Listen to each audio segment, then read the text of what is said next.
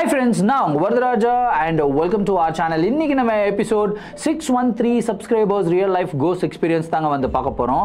நம்மளுடைய வாழ்க்கையில நிறைய நேரங்கள்ல ஆபத்துகள் எங்க இருந்து வருதுன்னே தெரியாதுங்க. கொஞ்சம் கூட எதிர்பார்க்காத இடங்கள்ல இருந்தெல்லாம் ஆபத்து வரும். தெரியாம அந்த ஆபத்துல மாட்டிக்கிட்டு இதனால தான் ஆபத்துல இருக்கிறோம்னு சொல்லி தெரியாமலே பல பேர் அவங்களுடைய வாழ்க்கையில வாழ்ந்துகிட்டு இருக்காங்க. ஆனா நார்மலா வர ஆபத்துனா பரவாயில்ல சமாளிச்சிடலாம். இதுவே ஒரு அமானுஷ்யத்தின் மூலியமா ஒரு ஆபத்து அப்படின்னா உங்களால சமாளிக்க முடியும்னு நினைக்கிறீங்களா? ஏன் இந்த கேள்வியை கேட்கிறேன்னா, இன்னைக்கு நீங்க பார்க்க போற நிகழ்வுல அப்படிப்பட்ட மிகவும் சுவாரஸ்யமான சம்பவம் தாங்க காத்துக்கிட்டு இருக்கு. இந்த சம்பவத்தை நீங்க பார்க்கறதுக்கு முன்னாடி நீங்க நம்ம சேனலுடைய புதிய பார்வையாளராக இருந்தாலும் சரி, இல்லைனா நம்மளுடைய சேனலை பார்த்துட்டு இருக்கீங்க, சப்ஸ்கிரைப் பண்ணாமல் பார்த்துட்டு இருக்கீங்க, தயவுசெய்து சப்ஸ்கிரைப் பண்ணிக்கோங்க. கூடவே இருக்கிற பெல் ஐக்கானை கிளிக் பண்ணிக்கோங்க. அப்பதான் நான் எவ்ரி ஆல்டர்னேட்டிவ் டே போடுற வீடியோ உங்களால உடனே பார்க்க முடியும். இப்போ வாங்க ஸ்ட்ரெயிட்டா வீடியோக்குள்ள போலாம்.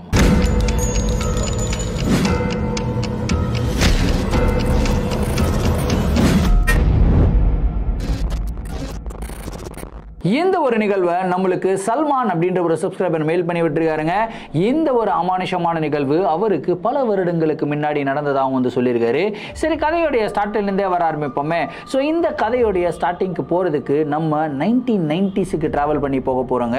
ஸோ 90s கிட்ஸ் யாராவது இந்த வீடியோவை பார்த்துக்கிட்டு இருந்தீங்க அப்படின்னா நான் சொல்கிற விஷயங்கள் எல்லாம் நீங்கள் க்ளோஸாக ரிலேட் பண்ண முடியும். ஏன்னா இப்போ மாடர்ன் ஜென்ரேஷனில் வந்து பார்த்தீங்கன்னா அவங்களுடைய உலகமே அவங்களுடைய கையில் மொபைல் ஃபோனுக்குள்ளே எல்லாமே கிடைச்சிரும். ஆனால் 90s கிட்ஸ் எல்லாம் எப்படி நம்ம விளையாடுவோன்றதை கொஞ்சம் யோசிச்சு பார்த்துருக்கீங்களா? இப்போ ஒரு வீடியோ கேம் விளையாடணும் அப்படின்னா அதுக்கு தனியான ஒரு சைபர் கேஃபே இருக்கும். அங்கே போய் உட்காந்து வீடியோ கேம் விளையாடுறது. அதுக்கப்புறம் வந்து ஃபோன் கால் பண்ணணும் அப்படின்னா இந்த ₹1 காயின் ஃபோனை போட்டு டயல் பண்ணுறது. இந்த மாதிரி நிறைய ஹாப்பினஸ் எல்லாம் நம்ம பார்த்துருக்கோம். ஸோ சல்மானுமே அந்த ஜெனரேஷனை சேர்ந்தவர் தாங்க. ஸோ இவர் வந்து அந்த டைமில் +2 படிச்சுக்கிட்டு இருந்தாராம். ஸோ போதே கொஞ்சம் என்டர்டெயின்மெண்ட்லாம் வேணும் அப்படின்றதெல்லாம் கொஞ்சம் யோசிப்பாங்க இல்லையா? அப்படி தான் இவருக்கு ஒரு மிகப்பெரிய என்டர்டெயின்மெண்ட்டாக என்ன இருக்குன்னா, அவருடைய ஃப்ரெண்டு வந்து ஒரு சைபர் கேஃபே வந்து வச்சுருப்பாங்களாம், ஒரு இன்டர்நெட் சென்டர்னு வச்சுக்காலுமே. அந்த இன்டர்நெட் சென்டரில் போய் உட்காந்து வீடியோ கேம்ஸ் விளையாடுறது, ஆன்லைனில் கேம்ஸ் விளையாடுறது, இதெல்லாம் அவங்களுக்கு ரொம்ப பிடிக்கும். ப்ளஸ் இந்த கேசட்டெல்லாம் போட்டு கேம்ஸ் எல்லாம் விளையாடுவாங்க இல்லையா, அதுவுமே அங்கே பண்ணுவாங்களாம். ஸோ எவ்ரி சண்டே வந்து பார்த்திங்கன்னா சல்மான் அங்கே போயிடுவார், அவருடைய ஃப்ரெண்ட்ஸ் கூட சேர்ந்து விளையாடுறது. அதுக்கப்புறம் அங்கேருந்து கிளம்பி வருவார். ஸோ இது இவங்களுடைய ஃபேமிலிக்கும் தெரியும், ஹலோ பண்ணுறாங்க. சரி, பசங்க வந்து எதுவுமே தப்பான வேலைகள் செய்ய மாட்டாங்க, கரெக்டாக தான் இருப்பாங்கன்னு சொல்லி நம்பி தான் இவங்களை விட்டுருக்காங்க. ஸோ சல்மான் அவருடைய ஃப்ரெண்ட்ஸ் எல்லாருமே அவருடைய ஃப்ரெண்டுடைய இன்டர்நெட் சென்டரில் போய் மீட் பண்ணுறாங்க ஒரு சண்டே. ஸோ அன்னைக்கு வந்து பார்த்திங்கன்னா ஒரு அமாவாசை இரவு. ஸோ இவங்க பாட்டுக்கு கம்முன்னு விளையாடிக்கினே இருக்காங்க. விளையாடிட்டு இருக்கும்போது பட்டுன்னு வந்து பார்த்திங்கன்னா சல்மானுடைய அம்மா லேண்ட்லைன் நம்பர்லேருந்து கால் பண்ணுறாங்க இந்த இன்டர்நெட் சென்டருக்கு. ஏன்னா அவங்களுக்கு தெரியும் இங்கே தான் இருப்பார் அப்படின்னு சொல்லி கால் பண்ணி சல்மான் இருக்காராப்பா அப்படின்னு சொல்லி அவருடைய ஃப்ரெண்டு பிரபு, அவர் தான் இன்டர்நெட் சென்டர் ஓனர். ஸோ அவர்கிட்ட கேட்குறாப்புல, சல்மான் இங்கே தான் ஆண்டி இருக்கான் அப்படின்னு சொல்லி கொடுக்குறாங்க. உடனடியாக வீட்டுக்கு கிளம்பி வாடா, எனக்கு கொஞ்சம் ஒரு மாதிரி அன்ஈஸியாக இருக்குது, ஹாஸ்பிட்டலுக்கு போகணும், அப்பா வேற இல்லை, நீ தான் வந்து கூட்டிகிட்டு போகணும் அப்படின்னு வந்து சொல்கிறாங்க. ஸோ சல்மான் கிட்ட அந்த டைமில் ஓல்டு அந்த டிவிஎஸ் ஸ்கூட்டி மாடலில் ஒரு வண்டி இருந்துதான். அந்த வண்டியை எடுத்துகிட்டு இவர் கிளம்புறாரு. கிளம்பி போயிடுறாரு. இவங்க ஃப்ரெண்ட்ஸ் எல்லாமே திரும்பியும் அவங்களுடைய கேம்ஸ்லாம் வந்து விளையாடிக்கிட்டே இருக்காங்க. அப்படியே கொஞ்சம் நேரம் ஆகுது, ஒரு அரை மணி நேரம் ஆகுது, 3/4 மணி நேரம் ஆகுது. 3/4 மணி நேரம் கழிச்சு திரும்பியும் சல்மானுடைய அம்மா ஃபோன் பண்ணுறாங்க அந்த இன்டர்நெட் சென்டருக்கு. பிரபு தான் ஃபோனை பிக் பண்ணுறாரு. ஏப்பா சல்மானை சீக்கிரம் வர சொல்லுப்பா, நான் எவ்வளோ நேரப்பா வெயிட் பண்ணுறது அப்படின்னு வந்து சொல்கிறாங்க. இப்போது இவருக்கு செம்ம ஷாக்கு. என்னடா இது, சல்மான் கிளம்பி போய் 3/4 மணி நேரத்துக்கு மேலே ஆச்சு ஆண்டி, இங்கேருந்து வீட்டுக்கு வர்றதுக்கு ஒரு 15 நிமிஷம் ஆகும், இன்ஃபேக்ட் அவன் வந்திருக்கணுமே, ஏன் இன்னும் வரலன்னு தெரியலையே அப்படின்னு வந்து பிரபு சொல்கிறாருங்க. இதை கேட்ட உடனே அவங்க அம்மாவுக்கும் செம பயம். ஏன்னா நைட்டு வந்து ஆல்மோஸ்ட் 10 o'clock ஆகிடுச்சு. 10 o'clock வரைக்கும்லாம் சல்மான் இது வரைக்கும் வீட்டை விட்டு வெளியே இருந்ததே கிடையாது. என்னப்பா நீ சொல்கிற, 10 மணிக்கு மேலே ஆகிடுச்சாப்பா, அவங்க வரணுமேப்பா, எனக்கு ரொம்ப பயமாக இருக்குது, நீங்கள் கொஞ்சம் போய் பார்க்க முடியுமா அப்படின்னு சொல்லி கேட்குறாங்க. ஓகே ஆண்டி, ஒன்றும் பிரச்சனை இல்லை, நான் வந்து போய் பார்க்குறேன். ஸோ இவங்க இருந்த ஏரியா வந்து பார்த்திங்கன்னா சென்னையில் அண்ணா நகரை சுற்றி இருக்கிற ஏரியாங்க. ஸோ சல்மானுடைய வீட்டுக்கு போகணும் அப்படின்னா அந்த அண்ணா நகர் டவர் இருக்குல்ல, அதெல்லாம் தாண்டி தான் அவருடைய வீட்டுக்கு போகணும். ஸோ ஃப்ரெண்ட்ஸ் யாருக்கிட்டையுமே வண்டி கிடையாது, சல்மான் கிட்ட மட்டும் தான் வண்டி இருக்குது, எல்லாருக்கிட்டையும் சைக்கிள் தாங்க இருக்குது. ஸோ அந்த சைக்கிளை எடுத்துகிட்டு எல்லாரும் கிளம்புறாங்க. போகிற வழியெல்லாம் சல்மானை பார்த்துட்டே போகிறாங்க. ஆனால் எங்கேயுமே வந்து சல்மான் தென்படவே இல்லை. என்னடா இது, எங்கடா போயிட்டான், ரொம்ப பயமாக இருக்கேடா. சரி, நம்ம 4 பேர் இருக்கோம், 2 பேராக பிரிஞ்சு ஒரு தெருவில் போய் தேடலாம் அப்படின்னு சொல்லி அப்படியும் ஒரு அரை மணி நேரம் தேடுறாங்க. அங்கேயும் சல்மானை கண்டுபிடிக்க முடியல. என்னடா இது, இப்படி 4 பேர் வந்து 2 பிரிஞ்சும் தேடிட்டோம், இப்பயும் கண்டுபிடிக்க முடியல. சரி, இவன் அண்ணா நகர் டவர் தாண்டி தானே போயிருப்பான், வேணும்னா அந்த டவர் சைடு போய் பார்க்கலாமா அப்படின்னு சொல்லி கேட்குறாங்க. கூப்பிடுறாங்க. டேய் டவர் சைடு நைட்டெல்லாம் இருட்டாக இருக்கும் மேடம், அந்த சைடெலாம் போக மாட்டான்டா அவன், இல்லைடா அவங்க வீட்டுக்கு போகிறதுக்கு அது ஒரு ஷார்ட்கட் இருக்குது, அது வழியாக போயிருக்க வாய்ப்பு இருக்குது, வாடா போகலாம் அப்படின்னு சொல்கிறாங்க. சரி வா போகலாம் அப்படின்னு சொல்லி 4 பேரும் சைக்கிளை எடுத்துகிட்டு அண்ணா நகர் டவர் வழியாக போகிறாங்க. அங்கே பார்த்தா சல்மானுடைய வண்டி நிற்கிதுங்க. வண்டி மட்டும்தான் நிற்குது, ஆனால் சல்மானை காணோம். ஏய் என்னடா வண்டி இருக்குடா, சல்மான் எங்கடா அப்படின்னு சொல்லிட்டு சல்மான் சல்மான் சல்மான் கூப்பிடுறாங்க. எதுவுமே பதில் சொல்லலை சல்மான். டே எங்கடா போயிட்டான், வண்டி மட்டும் நிற்கிதாடா, எனக்கு ரொம்ப பயமாக இருக்குடா அப்படின்னு சொல்லி அந்த டவரை சுற்றி தேடுறாங்க. கரெக்டாக டவர் இருக்கு இல்லையா, அதுக்கு பக்கத்தில் இருக்கிற ரோட்டுக்கு நடுவில் ஒரு நடு தெருவில் சல்மான் வந்து உட்காந்துக்கிட்டு இருக்காருங்க. ஒரு கேண்டிலை வந்து லைட் பண்ணியிருக்காரு. கேண்டிலை லைட் பண்ணிவிட்டு அப்படியே அந்த மெழுகுபத்தியே பார்த்துக்கிட்டு அப்படியே உட்காந்துக்கிட்டே இருக்காரு. இவங்க 4 பேரும் போய் நிற்கிறாங்க. நின்றுட்டு டேய் சல்மான் என்னடா நடு ரோட்டில் உட்காந்து என்னடா பண்ணுற, ஏய் சல்மான் அப்படின்னு கூப்பிடுறாங்க. ஆனால் சல்மான் எதுவுமே ரிப்ளை பண்ணாமல் அப்படியே அந்த கேண்டிலையே பார்த்துக்கிட்டு இருக்காருங்க. இது பார்த்த உடனே 4 பேருக்கும் செம பயம். இதுலேயும் பிரபு தான் கொஞ்சம் ரொம்ப தைரியசாலியான ஒரு பர்சன். ஃப்ரெண்ட்ஸ் எல்லாம் சொல்கிறாங்க, டே பிரபு போடா நீ பக்கத்தில் போடா, சல்மான் கிட்ட போயிட்டு ஏன்டா இப்படி உட்காந்துக்கிட்டு இருக்கேன்னு கேள்றா அப்படின்னு வந்து சொல்கிறாங்க. அதுக்கு பிரபு செம்மையாக பயப்படுறாரு. டேய் அவன் உட்காந்துக்கிட்டு இருக்கிறத பார்த்தாலே ஒரு மாதிரி பயமாக இருக்குடா, நான் போய் பக்கத்தில் கேட்டு அவன் ஏதாவது பண்ணிட்டானா என்னடா பண்ணுறது, ரொம்ப பயமாக இருக்குடா எனக்கு, டே வேணாடா வாடா 4 பேரும் ஒன்றா போகலாம் அப்படின்றாரு. இல்லை நீ தான் போகணும், உன்னோட இன்டர்நெட் சென்டருக்கு தானே வந்தான், அப்போ நீ தாண்டா போகணும், நீ தாண்டா அதுக்கு பொறுப்பு அப்படின்றாங்க. டேய் என்னடா இப்படியெல்லாம் சொல்கிறீங்க அப்படின்னு சொல்லி மெதுவாக இவர் வந்து பார்த்தீங்கன்னா பக்கத்தில் போகிறாருங்க பிரபு. சல்மான் கிட்ட சல்மான் கூப்பிட்றாரு. அவர் எதுவுமே பதில் சொல்லாமல் அப்படியே அந்த மெழுகுபத்தியை பார்த்துக்கிட்டே இருக்காருங்க. கரெக்டாக சல்மான் பக்கத்தில் போன உடனே சல்மான் அப்படின்றாருங்க. அப்படியே பட்டுன்னு மேலே பார்க்குறாரு. பார்த்தா அவருடைய கண்களில் ஏதோ ஒரு டிஃப்ரென்ஸுங்க. அதாவது சல்மானுடைய கண்களில் வெறும் கருவிழிகள் மட்டும் இருந்தால் எப்படி இருக்குமோ அந்த மாதிரி தாங்க இருக்குது. அவர் ஏதோ ஒரு விஷயத்தில் பொசஸ்டாக இருக்கிற மாதிரி இருக்காரு. ஏதோ ஒரு உருவம் வந்து அவருக்குள்ளே பூந்துட்ட மாதிரி அவருடைய ஃபேஷியல் ஸ்ட்ரக்சர் எல்லாம் மாறிட்டு இருக்கு. அவர் வந்து ரொம்ப நல்லா வெள்ளை வெளியேர்னு இருப்பாராம். அந்த வெள்ளை வெளியேர்னு இருந்த கலர் போயிட்டு என்னுடைய கலரில் வந்துட்டு இருக்காருங்க. அப்போ யோசிச்சு பாருங்க அவங்க ஃப்ரெண்ட்ஸோடைய நிலைமெல்லாம் என்ன இருக்கும்ட்டு. ஸோ பிரபு அப்படியே பயத்தோட உச்சகட்டத்தில் டேய் சல்மான் ஏந்திர அவங்க அம்மா கூப்பிட்றாங்கடான்னு சொல்லிட்டே இருக்கும்போது அவர் ஏந்துக்கவே மாட்டாரு. அப்படியே அந்த மெழுகுபத்தியை கையில் பிடிச்சிக்கிட்டு ஒரு விதமாக கோவமாக அவரையே பார்த்துக்கிட்டு இருக்காருங்க. அப்புறம் என்ன பண்ணுறாருன்னா பிரபு என்னடா நீ வேற மெழுகுபத்தி பிடிச்சிக்கிட்டு இருக்க, மெழுகுபத்தியை பிடிச்சி தூக்கி போடும்போது உட்கார்ந்துகிட்டு இருந்த சல்மான் அப்படியே பொத்துன்னு கீழே விழுகிறாருங்க. என்னடா ஆச்சுன்னு சொல்லி பயந்து 4 பேரும் சல்மானை தூக்கிட்டு சல்மானுடைய வீட்டுக்கு போகிறாங்க. சல்மானுடைய இந்த ஒரு நிலையை பார்த்த உடனே அவங்க அம்மா வந்து ரொம்ப பயந்துடுறாங்க. இல்லைப்பா உள்ளே படுக்க வைப்பா அப்படின்னு சொல்லி உள்ளே போய் படுக்க வைக்கிறாங்க. அவங்க அப்பாவும் ஊரில் இல்லை எங்கேயோ வெளியே போயிருக்காரு. ஸோ என்ன ஆச்சுன்னு தெரியலையே பையனுக்கு அப்படின்னு சொல்லி டாக்டர்லாம் கூப்பிட்டு வந்து பார்க்குறாங்க. கம்ப்ளீட்லி நார்மலாக தான் இருக்காமா, எந்த பிரச்சனையும் இல்லை, வேற ஏதோ மாதிரி தான் இருக்குது, இது வந்து ஒரு பேயோடைய தாக்கம் மாதிரி இருக்குது அப்படின்னு சொல்லிட்டு டாக்டரே சொல்லிட்டு போயிருக்காரு. அதுக்கப்புறம் அவங்க அம்மா சரி நம்ம என்ன பண்ணுறதுன்னு தெரியாமல் முழிச்சுக்கிட்டு இருக்கும்போது அவங்க ஃபேமிலி ஃப்ரெண்டு ஒருத்தர் இருக்காருங்க, ஜுமைல் அப்படின்னு சொல்லி. அவர் வந்து இந்த மாதிரி எனக்கு தெரிஞ்ச மௌல்வி ஒருத்தர் இருக்காரு, அவர் வந்து கூட்டிட்டு வந்து அவர் ஏதாவது மந்திரம்லாம் ஓதி ஏதாவது பண்ணுவார், அவர் ஒரு ரிச்சுவல் பண்ணுவார், சரியாயிடும் அப்படின்னு வந்து சொல்லியிருக்காரு. சரி கூட்டிட்டு வாப்பா, என் பையனை பார்க்க முடியலப்பா அப்படின்னு. இங்கேயும் என்ன பண்ணுறாருன்னா கேஸ் வந்து ஆன் பண்ணியிருக்காங்க அவங்க அம்மா சமைக்கிறதுக்காக. இவர் பின்னாடியே போயிருக்காரு சல்மான். அவங்க அம்மாவுடைய கையை பிடிச்சி தரன்னு வெளியே தள்ளிட்டு கேஸ் முன்னாடி என்னமோ லவ்வர் முன்னாடி உட்கார்ந்து இருக்கும்போது இப்படியே பார்த்துனே இருப்பாங்க இல்லையா, அந்த மாதிரி இவர் என்ன பண்ணுறாருன்னா அந்த பர்னர் எரிஞ்சுக்கிட்டு இருக்கு. பர்னருக்கு முன்னாடி வந்து பார்த்தீங்கன்னா அப்படி கையை வச்சு முகத்தை வச்சு அப்படியே பர்னரையே பார்த்துக்கிட்டு இருக்காரு. ஒரு மாதிரி வியர்டாக பார்த்துக்கிட்டு இருக்காரு. அந்த மாதிரி நெருப்பு பொருள்களை பார்த்துக்கிட்டு இருக்கும்போது மட்டும் அவருடைய முகம் எல்லாமே டோட்டலாக மாறிட்டு இருக்கு, கருப்பாயிட்டு இருக்கு. அதுக்கப்புறம் கண் எல்லாமே கருப்பாயிட்டு இருக்கு. ஆனால் அந்த இடத்துல இருந்து வெளியே வந்தாரு அப்படின்னா, அந்த நெருப்பு பக்கத்துல இருந்து வெளியே வந்தாரு அப்படின்னா கம்ப்ளீட்டாக நார்மலாக இருக்காரு. திரும்பியும் சல்மான் மாதிரி தான் இருக்காரு. ஆனால் அவருடைய ஆக்டிவிட்டி சல்மான் மாதிரி கிடையாதுங்க.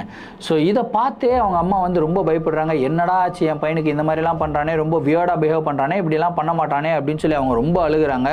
அதுக்கப்புறம் அடுத்த நாள் தான் மௌல்வி வந்திருக்காரு. வந்த உடனே அவர் சொல்றாரு இந்த பையன் மேலே ஏதோ ஒரு தாக்கம் இருக்கு, அந்த தாக்கத்தினால தான் இந்த மாதிரிலாம் பிஹேவ் பண்ணுறான். ஸோ நான் வந்து ஒரு சில ரிச்சுவல் பண்ணுறேன் அப்படின்னு சொல்லி அவங்க மதப்படி ஒரு சில ரிச்சுவல் எல்லாமே பண்ணுறாரு. அதுக்கப்புறம் மந்திரிச்ச தாயத்தை ஒன்று கொடுக்குறாருங்க. அந்த தாயத்தை வந்து கட்டிக்கங்க, சேஃபாக இருங்க, வீட்டை விட்டு வெளியே மட்டும் அனுப்பாதீங்க, வீட்டுக்குள்ளேயே வச்சுக்கோங்க அப்படின்னு சொல்லிட்டு அவர் கிளம்பிட்டுறாரு. சரி எவ்வளோ நாள் வீட்டுக்குள்ளேயே இருக்கணும்னு கேட்குறாங்க. இல்லை கிட்டத்தட்ட ஒரு 15 நாளாவது இவர் வீட்டுக்குள்ளே தான் இருக்கணும், வீட்டை விட்டு வீட்டு வாசலே தாண்டக்கூடாது, ஜாக்கிரதையாக பார்த்துக்கங்க அப்படின்னு சொல்லிட்டு கிளம்பிடுறாருங்க. அதுக்கப்புறம் அவங்க ஃப்ரெண்ட்ஸ் 4 பேருமே வெளியே தான் நின்றுக்கிட்டு இருக்காங்க. 4 பேருக்கிட்டையும் அவர் சொல்கிறார், இந்த மாதிரி தம்பி நீங்கள் இந்த 15 நாள் நீங்கள் வீட்டுக்கு வரக்கூடாது, கொஞ்சம் ஜாக்கிரதையாக இருந்துக்கோங்க, உங்களுக்கும் ஆபத்து அப்படின்னு சொல்லிட்டு அவர் கிளம்பிடுறாரு. என்னடா இது போகிற போக்கில் நம்ம 4 பேருக்கும் ஆபத்துன்னு சொல்லிட்டு போகிறாங்களே அப்படின்னு சொல்லி ஃப்ரெண்ட்ஸ் 4 பேரும் அப்படியே மூஞ்சியை பார்த்துக்கிறாங்க. சரி அவரே சொல்லியிருக்காரு, இதுக்கப்புறம் நம்ம ஏன் வீட்டுக்கு வரோம் அப்படின்னு சொல்லி அவங்க வீட்டில் இருக்காங்க. ஸோ இந்த பிரபு வந்து பார்த்திங்கன்னா சல்மானுக்கு ரொம்ப க்ளோஸ் ஃப்ரெண்டு. என்னடா இது நம்மளுடைய நண்பனை பார்க்க முடியாமல் ஆயிடுச்சு, 5 நாள் ஆயிடுச்சு, 5 நாள் பார்க்க முடியல, அவனோட வாய்ஸ் கேட்க முடியல, அவன் எப்படி இருக்கான்னு கூட நம்மளால் விசாரிக்க முடியலையே அப்படின்னு சொல்லிட்டு சல்மானுடைய வீட்டு லேண்ட்லைன் நம்பருக்கு கால் பண்ணுறாரு. ஆனால் ரிங்கு போய்கிட்டே இருக்குது, அவங்க அம்மா எடுக்க மாட்டுறாங்க. என்னடா இது ஊர்லேருந்து வெளியே போயிட்டாங்களா, எனக்கு ஒன்றுமே புரியலையே, ஆனால் வீட்டை விட்டு வெளியே வரக்கூடாதுன்னெலாம் சொன்னார் அந்த சாமி அப்படின்னு சொல்லிட்டு திரும்பியும் வந்து இவர் கால் பண்ணுறாருங்க. கால் பண்ணிவிட்டு கண்டினியூஸாக ஒரு 4-5 வாட்டி கால் பண்ணுறாரு. 5வது தடவை தான் அவங்க அம்மா எடுக்கிறாங்க. ஹலோ அப்படின்றாங்க. ஆண்டி நான் தான் பிரபு பேசுகிறேன், சல்மானுக்கு எப்படி இருக்குது அப்படின்னு சொல்லி பிரபு கேட்குறாரு. ஏன்ப்பா இந்த மாதிரி வரக்கூடாதுன்னு சொன்னாங்களப்பா, நீங்கள் பேசினாலே ஒரு மாதிரி டிஸ்டர்ப்டாக வரான்ப்பா, அவன் வேறு மாதிரி ரியாக்ஷன்லாம் கொடுக்குறான், ஃபேஸ் எல்லாம் அவனுக்கு மாறுது, திரும்பியும் கருப்பாகுதுப்பா, அதனால தான்ப்பா நான் உங்ககிட்ட எல்லாம் பேசாமலே இருந்தேன், உங்களுடைய பேர் சொன்னாலே அவன் மூஞ்சியெல்லாம் கருப்பாகுதுப்பா அப்படின்றாங்க. என்னது இது இப்படிலாம் சொல்கிறாங்க ஆண்டி, இதுக்கும் எங்களுக்கும் எந்த சம்மந்தம் இல்லை ஆண்டி, அன்றைக்கி நீங்கள் ஃபோன் பண்ணீங்க அனுப்பி விட்டோம், அதை தவிர்த்து வேறு எதுவுமே தெரியாது ஆண்டி எங்களுக்கு, நம்புங்க அப்படின்னு சொல்லி எவ்வளவோ பிரபு சொல்கிறாரு. ஆனால் அவங்க அம்மா வந்து இவரை அவாய்ட் பண்ணுற மாதிரியே பேசிக்கிட்டு இருக்காங்க.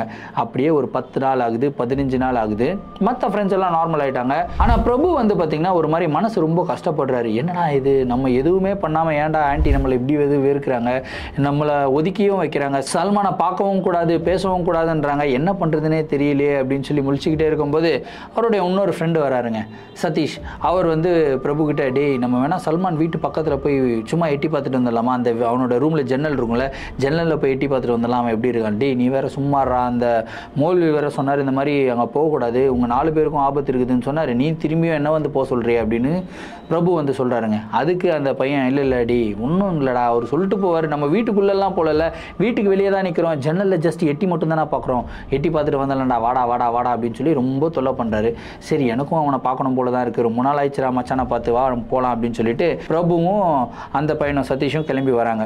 கிளம்பி வந்துக்கிட்டே இருக்கும்போது கரெக்டாக அவங்க வீட்டு பக்கத்தில் வர வர வர வர பிரபுவோட மனசெல்லாம் ஒரு மாதிரி பாரமாக இருக்குது, ஒரு மாதிரி பயமாக இருக்குது. இந்த இடத்துல ஏதோ ஒன்று இருக்குது, நம்மளை அட்டாக் பண்ண போகுது அப்படின்ற மாதிரி ஒரு திங்கிங் அவருடைய மைண்டில் ஓடிக்கிட்டே இருக்குது.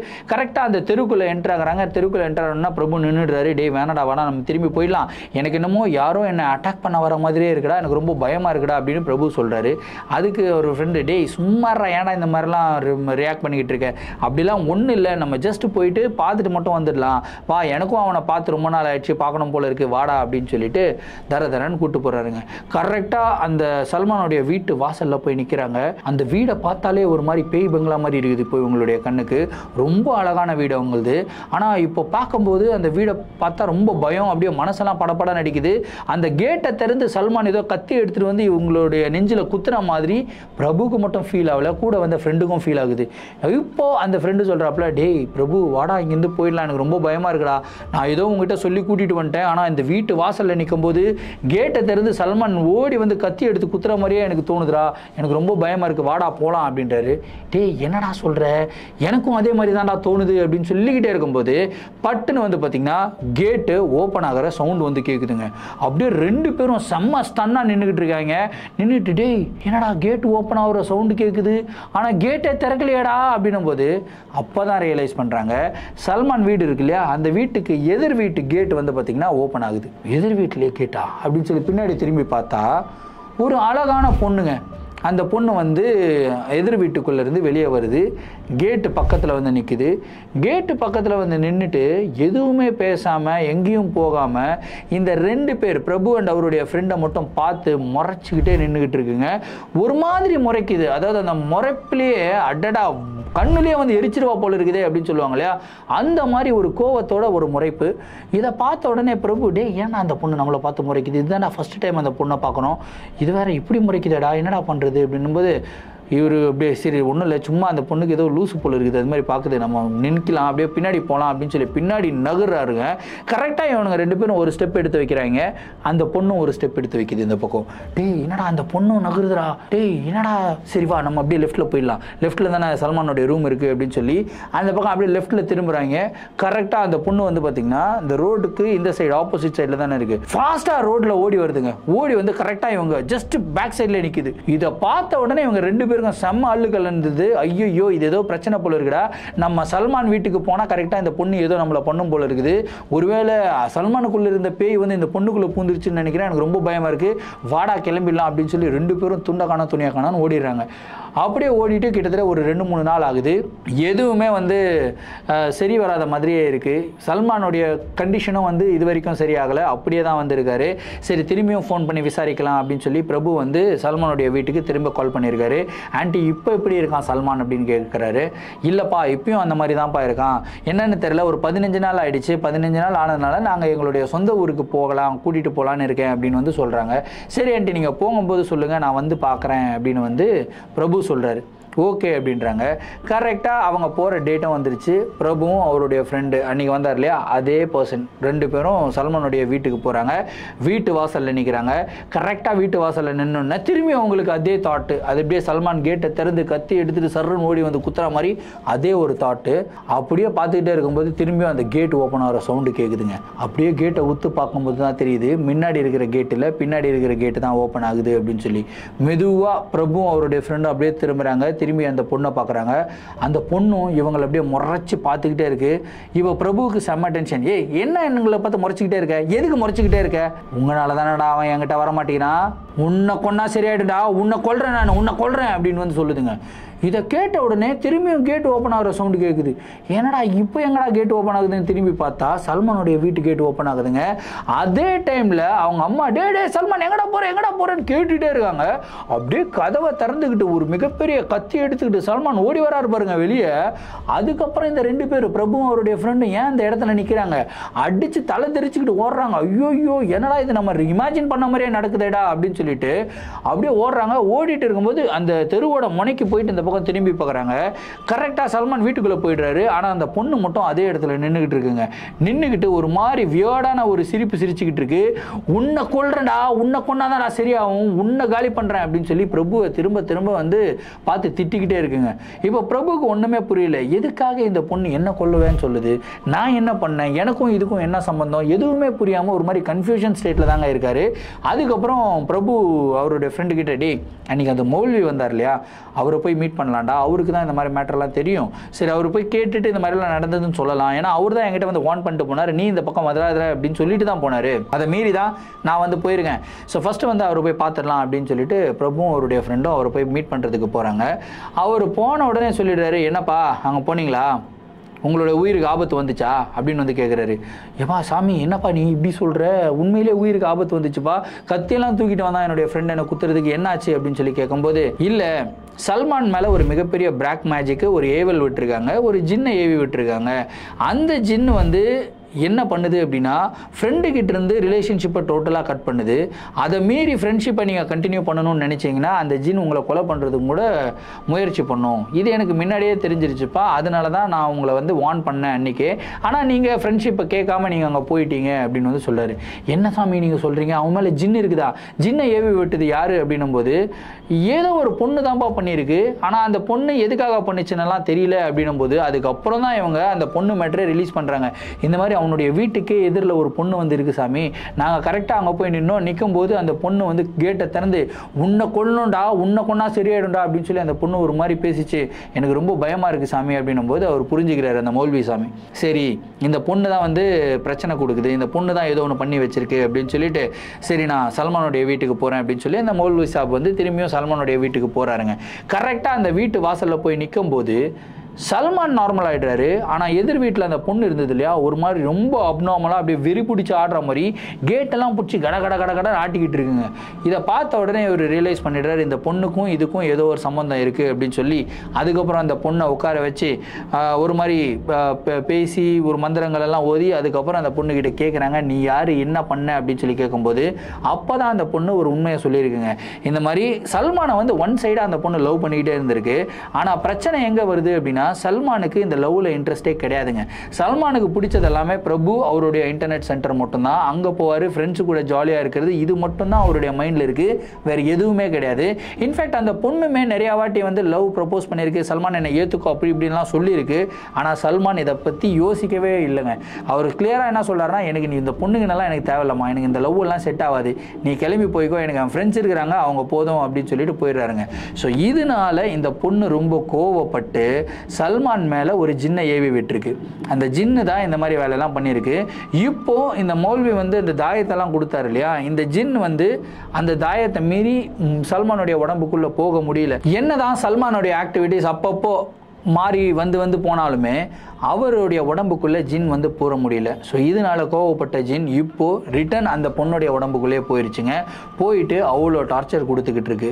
ஸோ அதுக்கப்புறம் மௌல்வி என்ன பண்ணுறாருன்னா, அந்த பொண்ணுக்கும் ஒரு தாயத்தை கட்டி ஒரு சில ரிச்சுவல்ஸ் எல்லாம் பண்ணி இவங்க சல்மானுடைய அம்மா கிட்ட வந்து சொல்கிறாரு, இந்த மாதிரி நீங்கள் வீட்டில் இருக்காதீங்க, வீட்டை விட்டு காலி பண்ணிட்டு போயிடுங்க அப்படின்னு சொல்லிடுறாருங்க. அதுக்கப்புறம் அவங்க அந்த ஏரியா விட்டு காலி பண்ணி போயிட்டாங்க. கிட்டத்தட்ட ஒரு 3-4 மாதத்துக்கு சல்மான் அந்த மாதிரி ஒரு ட்ரோமால தான் இருந்திருக்காரு. 4 மாதம் கழிச்சு அவர் நார்மல் ஆகிட்டு இருக்காரு. அதுக்கப்புறம் அவருடைய ஃப்ரெண்டு கிட்ட இது வரைக்குமே நல்ல பழக்கத்தில் இருக்கிறதா வந்து சொல்லியிருக்காரு. ஸோ இந்த நிகழ்வு வந்து கேட்கும்போது எனக்கு ரொம்பவும் வியர்டாக இருந்ததுங்க. ஏன்னா யோசிச்சு பாருங்க, ஒரு ஒன் சைட் லவ்வுக்காக எந்த லெவலுக்கு போக முடியும்? நம்ம கேள்விப்பட்டது எல்லாமே நம்ம 90s கிட்ஸாக இருக்கும்போது இவ்வளோ வில்லத்தனமாலாம் கேள்விப்பட்டிருக்க மாட்டோம். ஆனால் இவ்வளோ வில்லத்தனமாக ஒரு பர்சன் போக முடியுன்றது கேட்கும்போதே எனக்கு ரொம்பவும் ஷாக்காக இருக்குது. இந்த நிகழ்வை பற்றின உங்களுடைய கருத்துக்கள் என்ன அப்படின்றத கமெண்ட் பாக்ஸில் சொல்லுங்கள். இதே மாதிரி உங்களுடைய வாழ்க்கையில் ஏதாவது அமானுஷமான நிகழ்வுகள் நடந்திருந்து அந்த நிகழ்வுகளை எங்கிட்ட ஷேர் பண்ணணும்னு நினைச்சீங்கன்னா இன்ஸ்டாகிராமில் ஃபாலோ பண்ணிட்டு இன்ஸ்டாகிராமில் டிஎம் பண்ணுங்க, இல்லை என்னுடைய மெயில் ஐடிக்கு மெயிலாக சென்ட் பண்ணி விடுங்க. கண்டிப்பாக உங்களுடைய நிகழ்வுகளும் நம்மளுடைய சேனலில் வீடியோஸாக போடப்படும். மீண்டும் அடுத்த வீடியோவில் சந்திக்கும் வரை நான் உங்கள் Varadaraja signing off. Thank you and bye.